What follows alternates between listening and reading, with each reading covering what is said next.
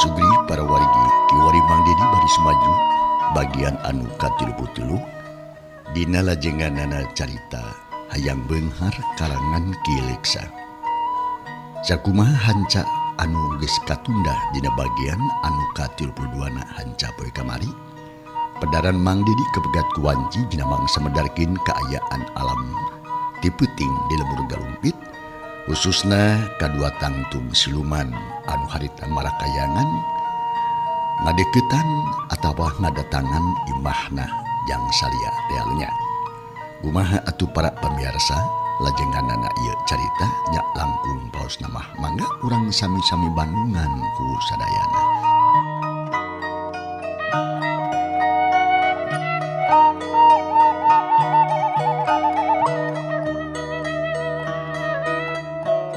Kaayaan alam ti peuting anu pikasieun.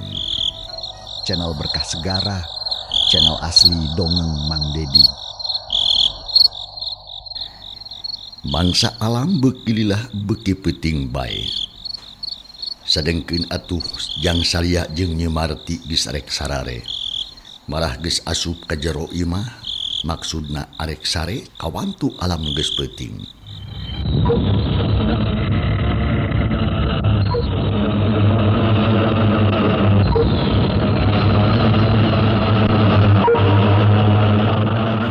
Alam waktu teu karasa. Nyaho-nyaho geus sajam ti harita ka imah salia anu datang dua tangtungan makhluk nu jarangkung badag. Nyoren pedang manggul gada. Ari bajuna pungsa teu make kancing. Dada ngaliglag nemongkeun bulu anu remok-bok.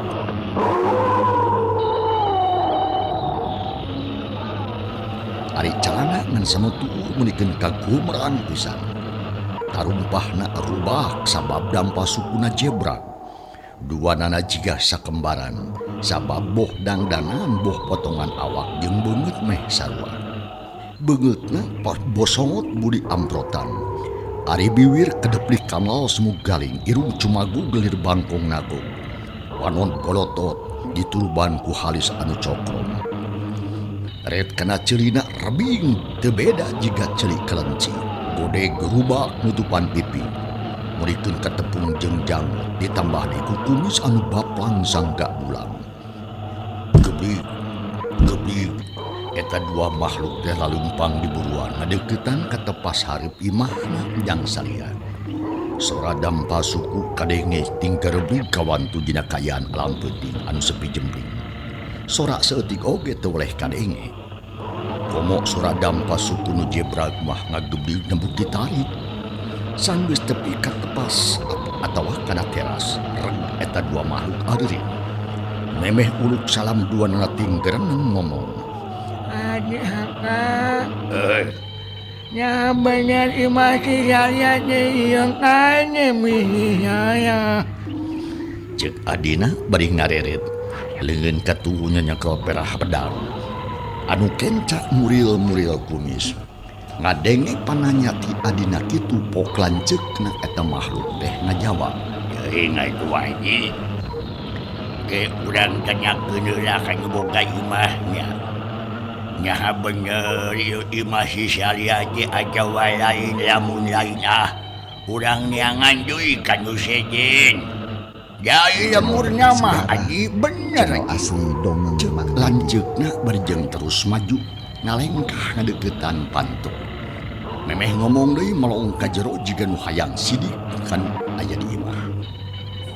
Tapi edas di tengah imah poek mongkleng buta Raden dan haja teu nyeungeut lampu.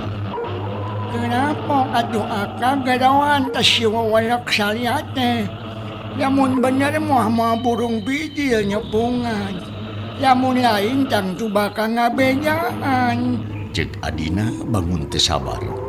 Hayang buru-buru hasil ngajalankeun tugas di Kanjeng Raja. Ke lanyan tu ih ucerewen ai maneh. Urang disidikeun heula. Nyaha aya di imah ajawah henteu cik deuleu ku maneh di. Nyaha ieu teh imah ajawah guha sabab duduluan akang mah jadi robah. Ieu teh lain imah adi, nu bener mah guha. Cek lancekna jiga nulinglung tetempuan anak robah. Atuh adina ge nyengsrikeun pok harita. Naon bake jeri? Aku naon atuh ai Aka. Ngawai anu liur. Lain lieur sate koprok. Tapi heran ul. Heran kudu duluan. Cek lancekna melongri ka jero imah salia. Tetela beuki sidik manehna aya hareupeun lawang guha. Atuh nu jadi adina panasaran. Terus meh oge negas-negas ka jero. Breh katempo liang guha ninyang kerdong. Mata keung jeung geueuman pikeun manusa. Duanana ting garebeg ngarasa kaget asa teu ngarti. Da tadi mah jelas tur sidik eta teh imah salia. Ai. Udah jadi. Nyahabetnya di guhanya Aka. Kunaon manon urang teh Aka. Itu si Aji. Lain manon anu salah di.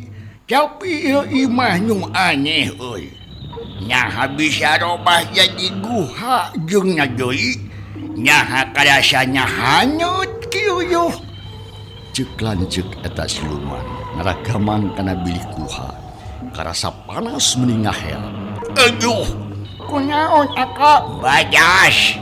Hah? Bajas. Asa jang hareupan seunyu. Kumaha atuh di? Nyoing atuh Aka lain ieu meureun imahna. Yu urang tiangan deui we atuh. Cek adina berju mundur sababaraha lengkah. Malah lancekna ge kitu sarua. Akhirna dua siluman ieu teh laleumpang ninggalkeun imah salia. Sabab tetenyoan manehna bet jadi robah jeung karasa aya hawa panas nu ngaheab ngahalangan. Dua ponggawa siluman teh terus laleumpang ngider di lembur galumpit. Neangan imah salia tapi tetep nepikeun kacape teh teu kapanggih. Malahan mah lembur teh geus diubek kabeh tapi tetep teu katimu. Tungtungna eta dua ponggawa siluman teh harag eureun di hiji parapatan tengah lemur. Ngajaran tuh duaan muncek jelema mah bingung berenang. Aka, Hei, kumaha atuh nyaha urang teh jadi kieu? Apan biasana mah mangsa teh sok katempo ti jauhnya. Tapi nyaha ayeuna mah ngayongit. hehehe. Ai si Aji akang ge bingung jeung heran euy di. Tapi manon urang jadi gorengnya. Nyaha raja teh salah ngomong atawa ceri urang nu salah denge. Nya kumaha kitu Aka? Yakin ngaranna teh ban salia. Lemburna galumpit deui. Tah ieu pan galumpit teh. Tapi mana atuh ari imah si salianya? Cek lancekna sarua bingung dengartieun. Jep atuh harita jarempe. Duanana ngajaran tuluy di parapatan. Bari jeung mikiran pilampaheun. Bulan ngemprai nyaangan dua utusan anu keur bingung ku kalakuan harita teh. Angin mah leutik ngahiliwir. Mepende jalma-jalma urang lemur galumpit anu keur taribra sarare. Atuh beuki jempling we kaayaan alam teh es tuning mata keueun.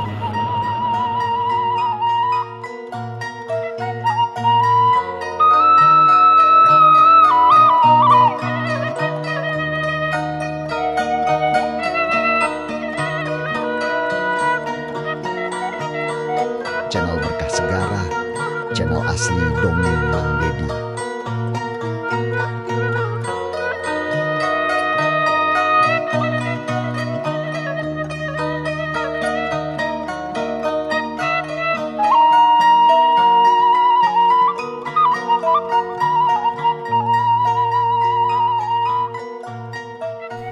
Kasubri para wargi. Cag urang tunda lalampahan dua utusan ti nagara siluman. Ayeuna urang ngelang kocapkeun deui kaayaan alam anu sarua, tempat anu beda nyatana di Gardu Ronda.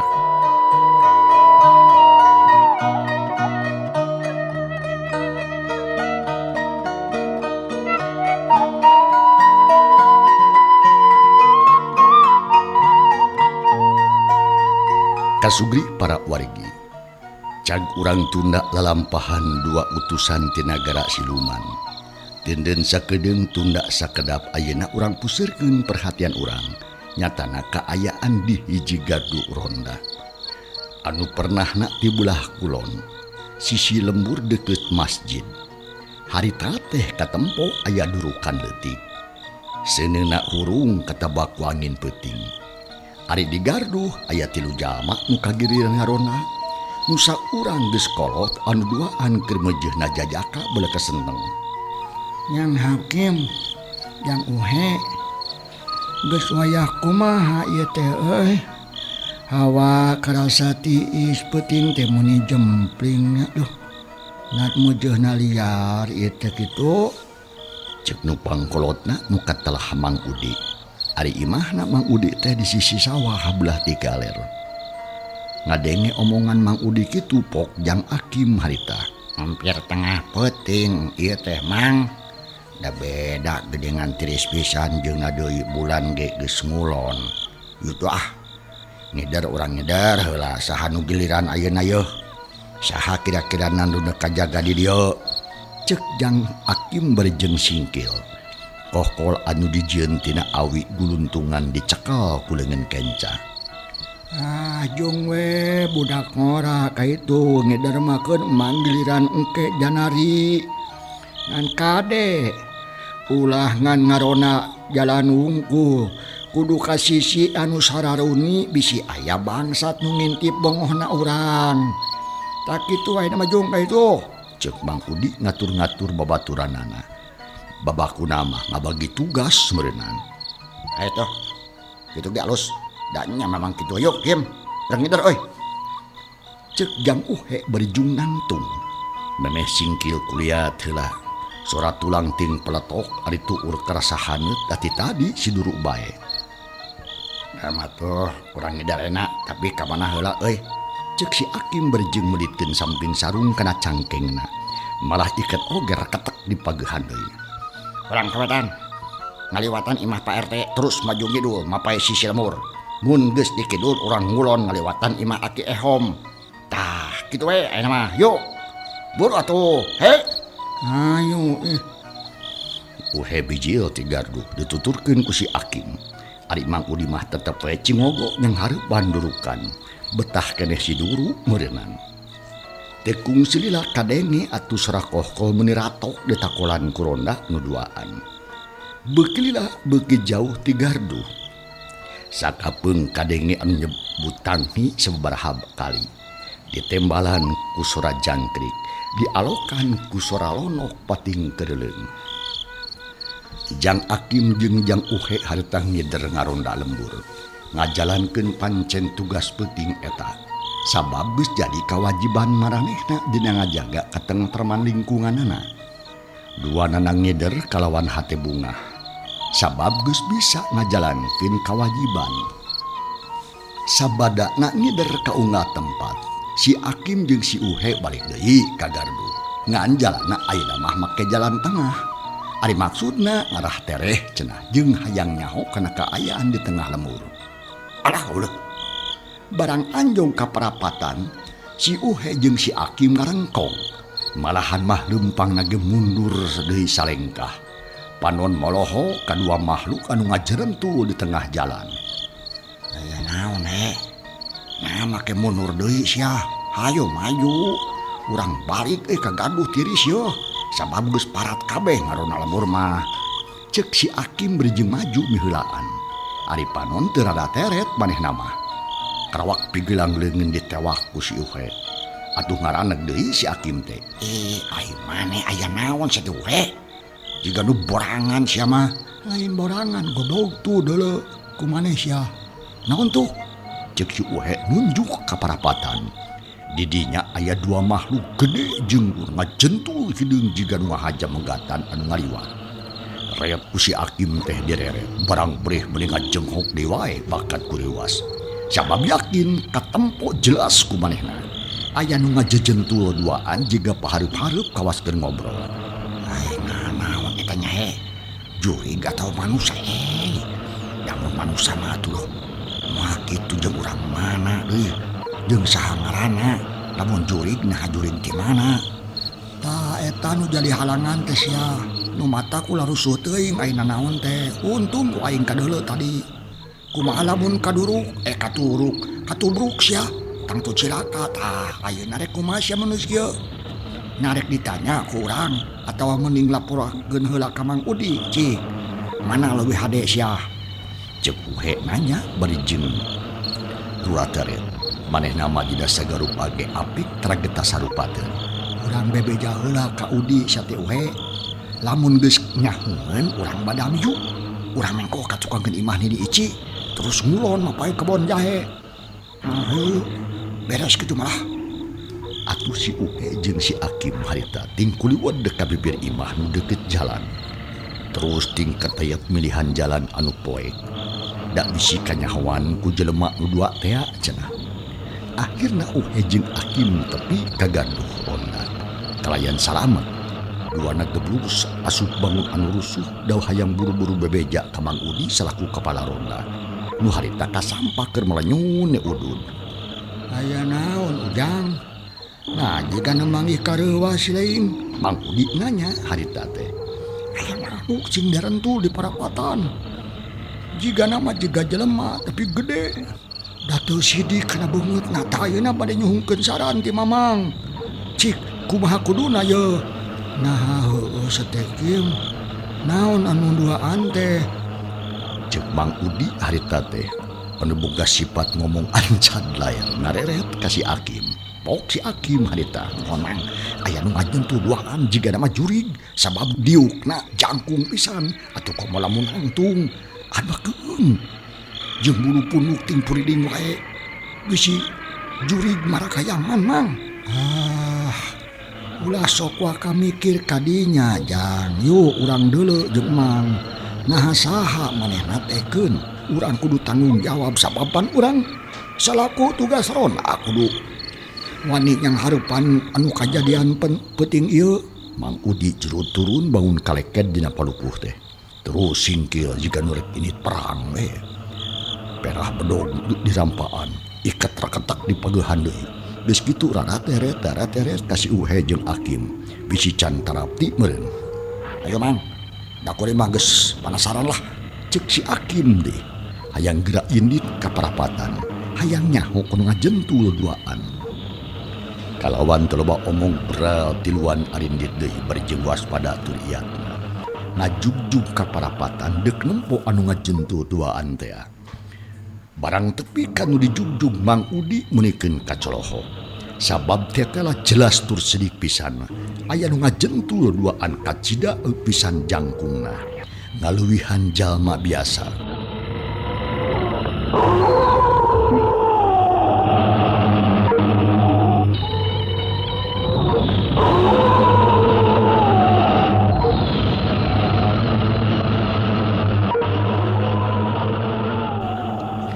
Mang Udi teu eureun heula kitu deui si uhe jeung Akim duanana melong ka eta makhluk kumaha aya Mang anu campurkeun atuh moal urang lah-lahan we jang Akim Mang hayang sidik ti kadeuketan nah saha manehna teh ulah diantep bisi jelema jahat nu rek ngaributkeun lemur yuk urang sampeurkeun ku tiluan tapi kade sing tarapti bedog kudu dicakal sing pageuh bisi itu jelema jahat cek Mang Udi aing ngomong mah siga sumanget tapi ngucapkeunana ancad lair terus atuh ngajak ngadeuketan kan duaan ari si uhe jeung Akim panujueun pisan sarepet duana ngalugas bedog teu naon-naon ge pring celuan indit deui nyamperkeun kana duaan teh barang gok tepung nu duaan curinghang malahan mah meh bareng nantu panu ngapurila karonda jaluan Mang Dedi kerem saurang ngomong panona meuli mureleng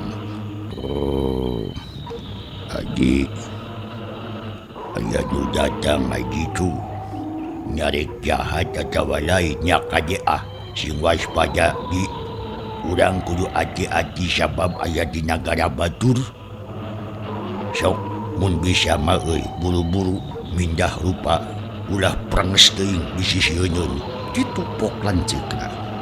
Kadenge ku Mang Udi jeung kududuaan. Ieu nya tu akau lalu sunyeuy.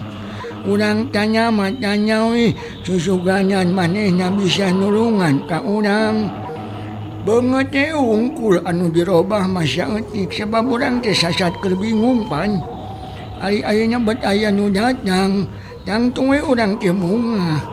Ceuk adina berjeng terus ngadeukeutan ka Mang Udi sapara kanca. Si Uhe ngalaper sieun. Teu wani neuteun penduaan anu beungeutna bosongot tapi di tepi kasieun teuing. Keur kitu pok harita atuh nu lanceukna teh. Bener aji pet atuh tanya sok. Nya saha maranehna teh nya euy. Ceuk lanceukna masrahkeun tugas atuh srog adina maju deui. Pok nanya ka Mang Udi bari jeung semut tungkul. Nihina. Saha anjeun nu zanya nyarek daun datang ka kaula pok pek prakara jawab sumedar. Sabab kaula teh reuwas. Itu ceuk eta makhluk nu adina. Tumanya bari ngaberga pikasieun da puguh awakna jangkung badag. Kuring teh rona keur ngajaga lemur ieu. Kuring boga kawajiban pikeun nanya jeung mariksa ka sakur-sakur jalma asing nu aya di daerah ieu. Tah ayeuna anjeun duaan aya di dieu dina kaayaan alam peuting. Tah kuring teh rek tumanya.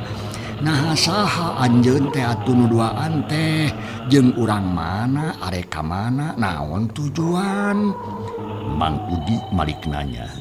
Kanu kitu kanu kieu teh ancad lair sifatna. Ngomongna tatag jeung sumanget ai kalimatna mah ngan dina ngucapkeun. Sok sanajan hati leutikna atuh rada hariwang oge Mang Udi teh. Sabab bisa hareupan teh jalma aneh. Ngadenge kitu pok adik siluman harita. Nyukun atuh. Kula bunga nu taya papajana hei manusia. Kula utusan ki Kanjeng Raja.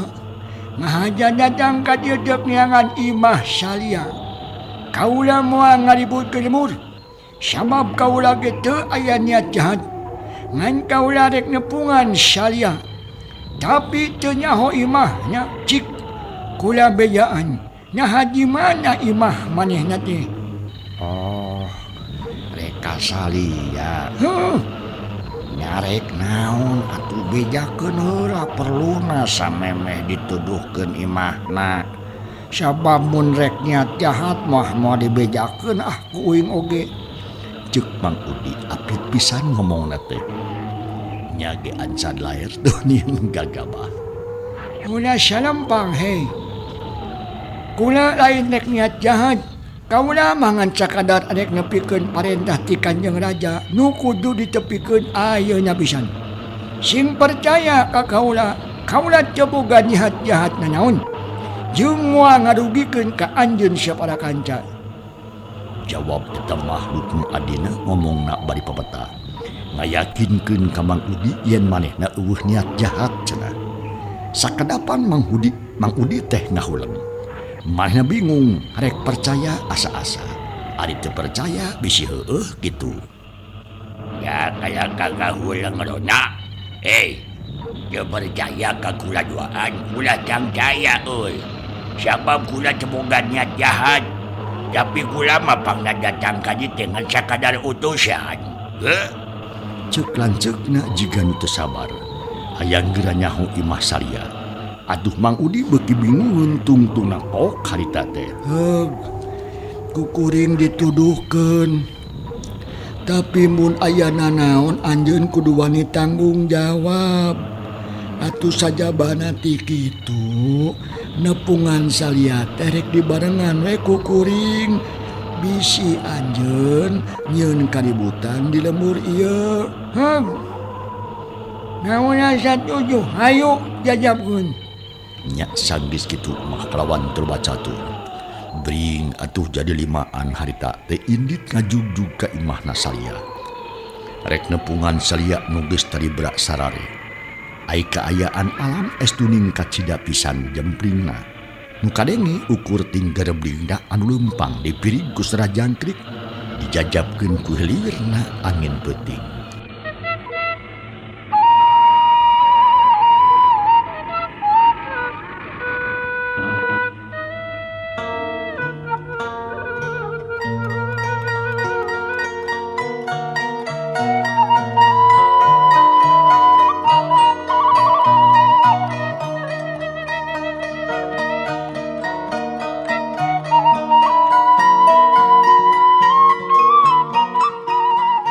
Tekung selila anu limaan teh tarpi ka pakarangan imah salia reg sararea eureun memeh aya nu ngomong kabeh melong kana pantu harip jiga nu hayang jelas tur sidik kana kaayaan di jero imah tapi teu kanyahoan.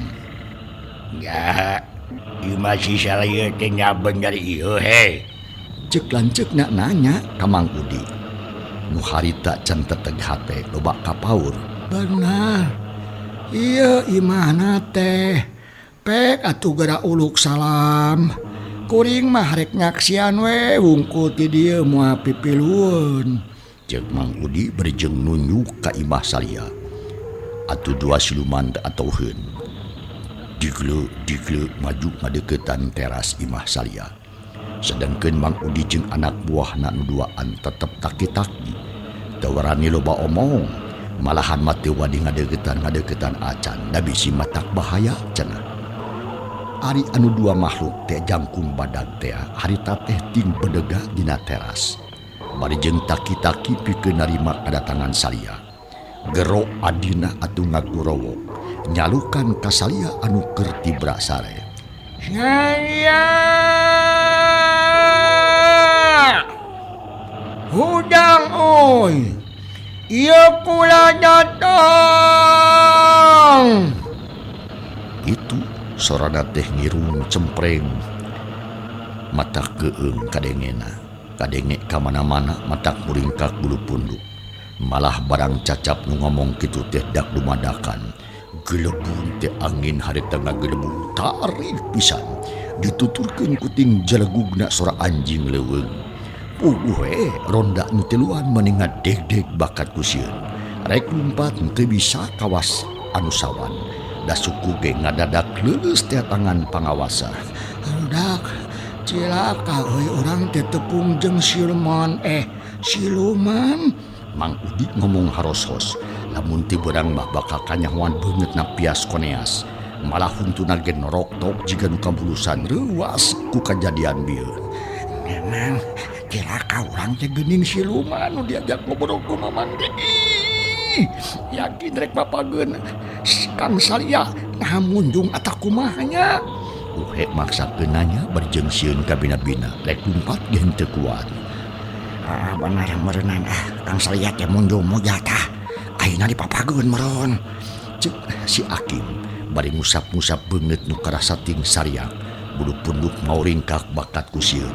Panon mureleng kadua makhluk anu jangkung badan.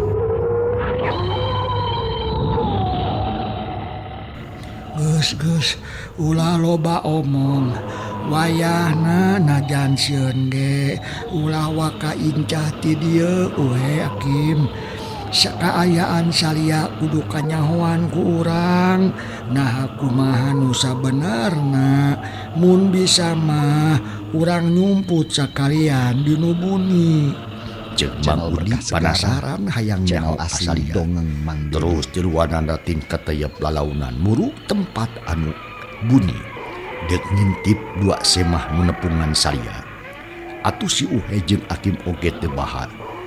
Tiluan muru kan tempat panyumputan sanggeus meunang jep jarempe.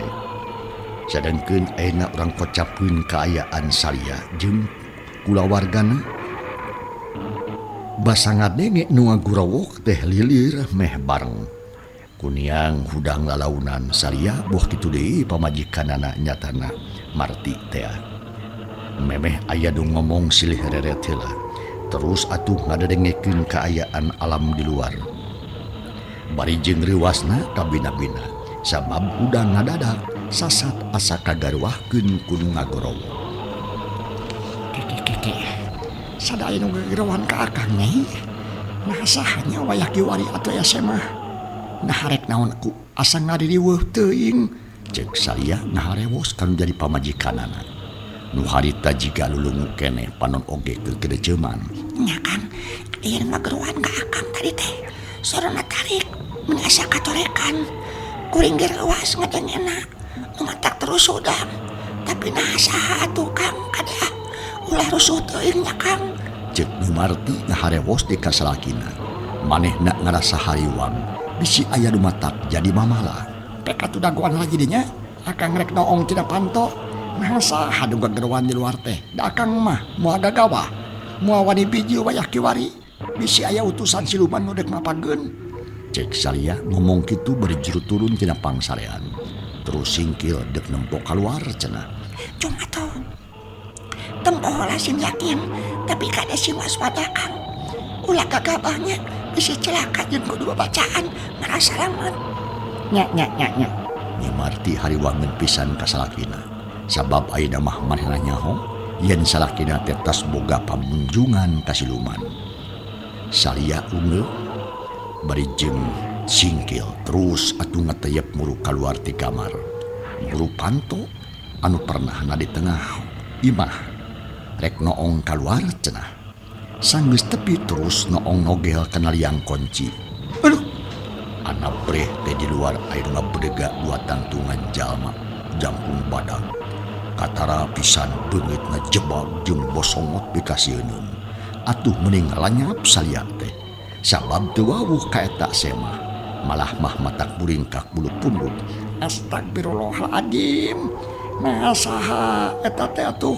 Cek Salia jero hatena bari jeung tetep noong kaluar. Terus Salia atuh kunyam-kunyem babacaan sabisa-bisa. Ngamalkeun nu anyar diajar ti Haji Burhan jeung ti Ali Rohman. Salia ngerasa yakin yen semha teh lain jalma biasa. Da beda dina rigig jeung pakaianana. Jeung beda karasana kana hate. Katurug-turug atuh anjing ting jaregu. Angin ngaguruh di jomantara hawar-hawar. Terus we di sarada anjing oge. Ting cungungung estuning mata kelewang. Sedengkeun atuh makhluk anu ditoongna harita ku Salia. Dina mangsana Salia babacaan. Karasa aya nu ngaheab panas bijil tina sela-sela panto. Heab kana beungit eta dua makhluk. Jeletot kana panona malah hawa didinya ngadadak jadi panas nyongkap estuning mata eungap. Atuh puguh semah anu dua teh meniruaseun. Hei, hayo! Jrung-jrung. Dua siluman meluncat mundur kaburuan. Dua nana teh kuat nangtung dina teras sukuna asa direram. Aduh Akang, ngaku-nyaho nyitingan jadi mana gitu. Ayah Akang dengar siapa ngasadi bunyi nyongkap. Nyaha ayah nyaon ya ayah. Aisyah cepugutin ke mana Aisyah? Salia cik gadoan doi gadoan aji. Cek lanceuk kena kekeh penasaran. Hayang menangkeun Salia sabab sieun diambek ku Kanjeng Raja. Tapi adina sieun teu wani nyalukan deui ka Salia. Antukna mah lanceukna ngelehan manah keuleuweuh atuh harita. Lanceukna ngagro nalukan ka Salia. Salia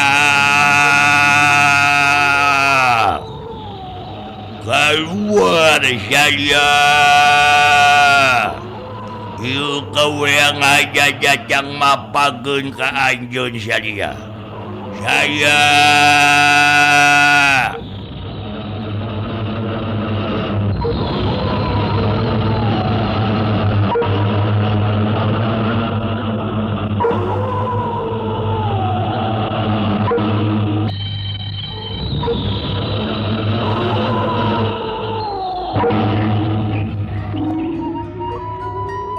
hanya kalmang sabisa wanci nyapih cag para pamirsa.